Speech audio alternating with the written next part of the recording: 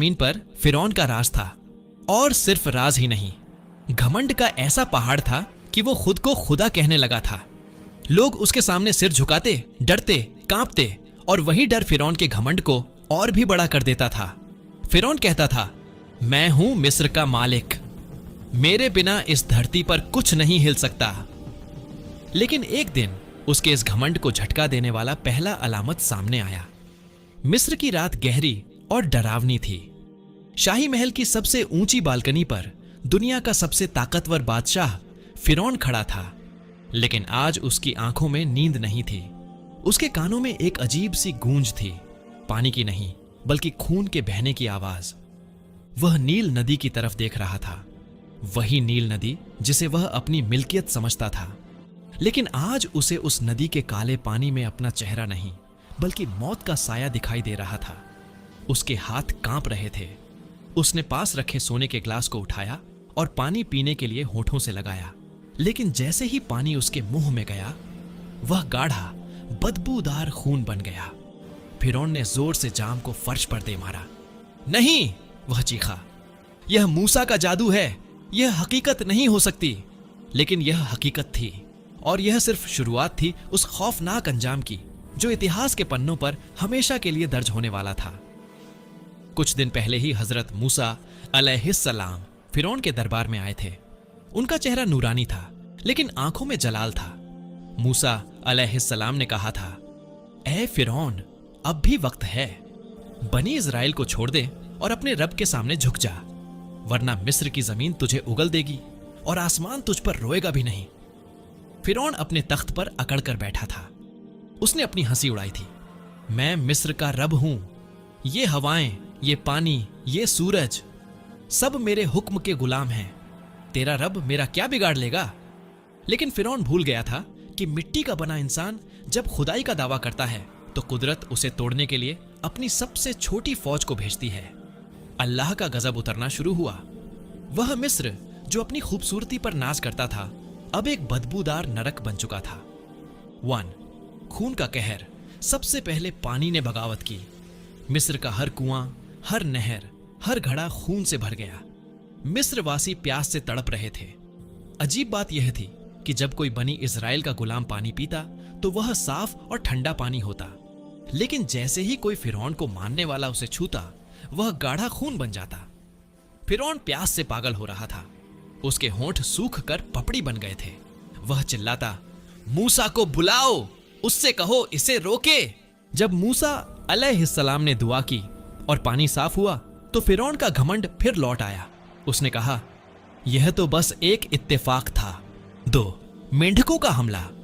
फिर अल्लाह ने दूसरी फौज भेजी। मेंढक। ये कोई आम मेंढक नहीं थे। अचानक लाखों करोड़ों मेंढक मिस्र के घरों में घुस आए। सोचिए उस मंजर को।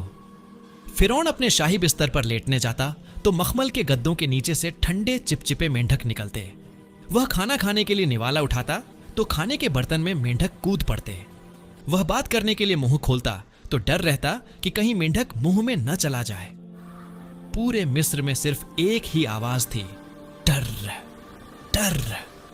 और लोगों की चीखें। बादशाह हो या फकीर, सबको इन छोटे जानवरों ने घुटनों पर ला दिया था।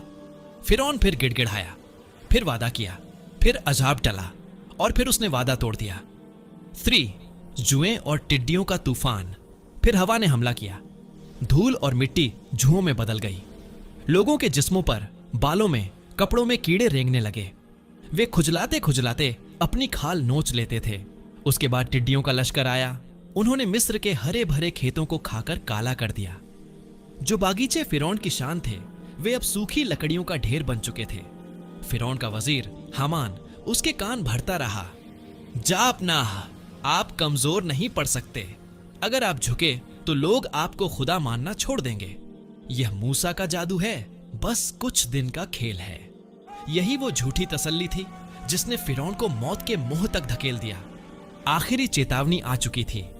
अल्लाह ने हजरत मूसा अलैहिस्सलाम को हुक्म दिया, आज रात अपने लोगों बनी इजराइल को लेकर चुपके से निकल जाओ।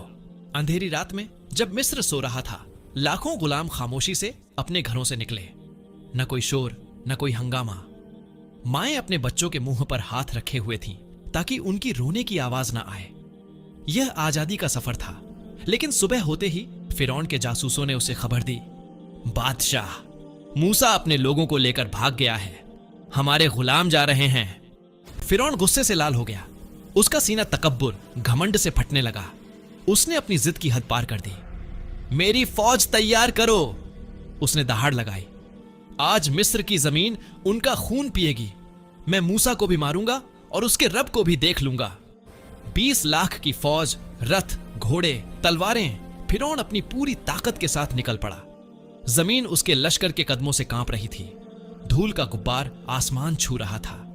उसका इरादा पक्का था, आज बनी इजराइल का नामो निशान मिटा देना है। नील के किनारे, मौत और जिंदगी के बीच बनी इजराइल चलते चलते बाहर ए अहमर, लाल सागर के किनारे पहुंच गए।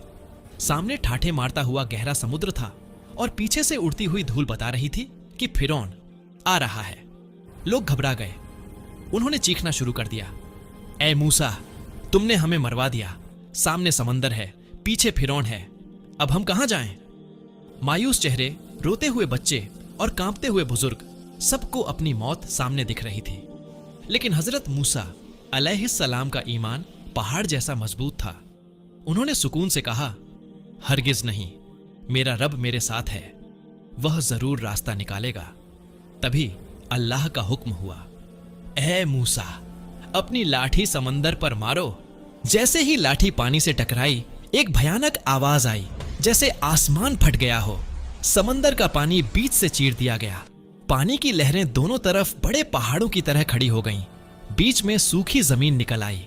यह मंजर देखकर लोगों की आंखें फटी रह गईं। यह नामुमकिन था, लेकिन उनकी आंखों के सामने था। मूसा अलैहिस्सलाम ने हुक्म दिया और लाखों लोग उस रास्ते से गुजरने लगे। फिरौन अपने रथ पर सवार तेजी से समुद्र के किनारे पहुंचा। वहां का मंजर देखकर उसने लगाम खींच ली। उसके घोड़े बिधक गए। उसने देखा कि समुद्र 2 हिस्सों में बटा हुआ है और बीच में एक रास्ता है। पानी की दीवारें खड़ी थीं, मानो किसी हुक्म का इंतजार कर रही हों। फिरौन के दिल में पहली बार खौफ पैदा हुआ।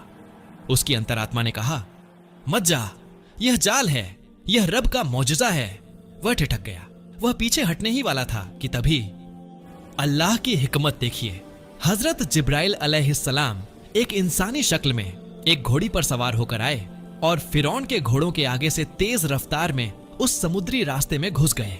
फिरौन के घोड़ों, जो नर थे, ने जब घोड़ी को आगे जाते देखा तो वे बेकाबू होकर उसके पीछे दौड़ पड़े। फिरौन चाहकर भी उन्हें रोक न सका।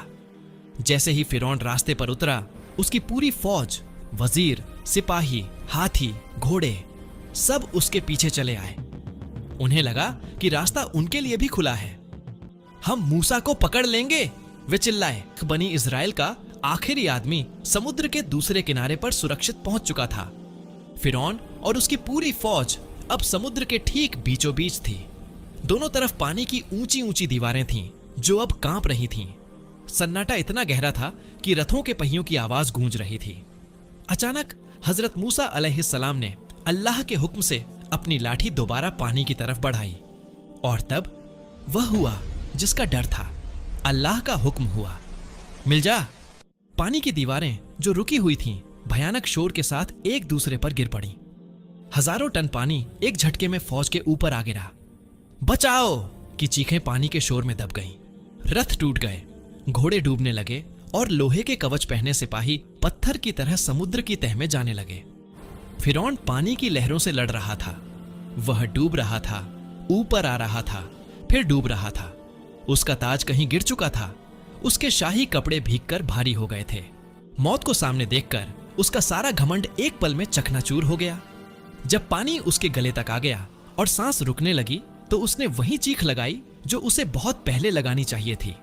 उसने चिल्लाकर कहा, मैं ईमान लाया कि कोई माबूद नहीं सिवाय उसके जिस पर बनी इजराइल ईमान लाए, और मैं मुसलमान होता हूं।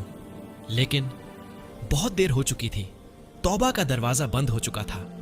अल्लाह की तरफ से जवाब आया जिसका मफहूम है, अब ईमान लाता है, जबकि इससे पहले तूने नाफरमानी की और फसाद मचाता रहा। कहा जाता है कि उस वक्त हजरत जिब्राइल अलैहिस्सलाम ने समंदर की काली मिट्टी कीचड़ उठाई और फिरौन के मुंह में ठूंस दी, ताकि वह रहमत की कोई और बात न कह सके, क्योंकि अब फैसले का वक्त था, रहमत का नहीं। फिरौन कहता था, मैं हूं मिस्र का मालिक, मेरे बिना इस धरती पर कुछ नहीं हिल सकता। फिरौन मर गया, लहरें शांत हो गईं, लेकिन कहानी यहां खत्म नहीं होती। यहीं पर वह ट्विस्ट है जो आज भी वैज्ञानिकों और दुनिया वालों को हैरान करता है। आमतौर पर जब कोई समुद्र में डूबता है तो उसका जिस्म मछलियां खा जाती हैं, या वह गलकर खत्म हो जाता है, या फिर वह गहरे पानी में हमेशा के लिए खो जाता है। लेकिन अल्लाह ने फिरौन के लिए एक अजीब और अनोखी सजा चुनी।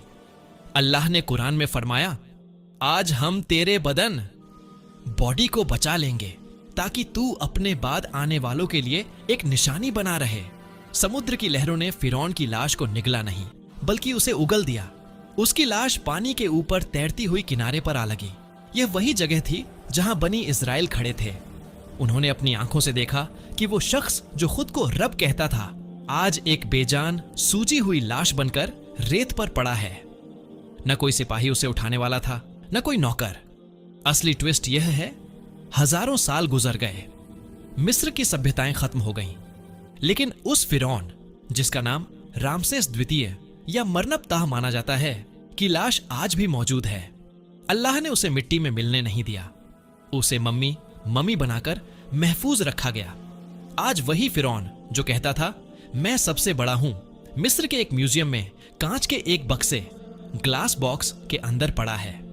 हजारों साल से लोग आ रहे हैं, उसे देख रहे हैं। वह न मरकर मिट्टी हुआ, न जिंदा रहा। वह इबरत का पुतला बन गया। उसका चेहरा आज भी उस खौफ और दर्द को बयां करता है जो उसने डूबते वक्त महसूस किया था। उसका जिस्म गवाही दे रहा है कि ताकत सिर्फ अल्लाह की है और घमंड का अंजाम हमेशा जिल्लत है। इस कहानी का अंत किसी परियों की कहानी जैसा सुखद नहीं, बल्कि एक भारी खामोशी वाला है। जब पर्यटक टूरिस्ट्स उस मम्मी को देखने जाते हैं तो शायद वे सिर्फ एक पुरानी लाश देखते हैं,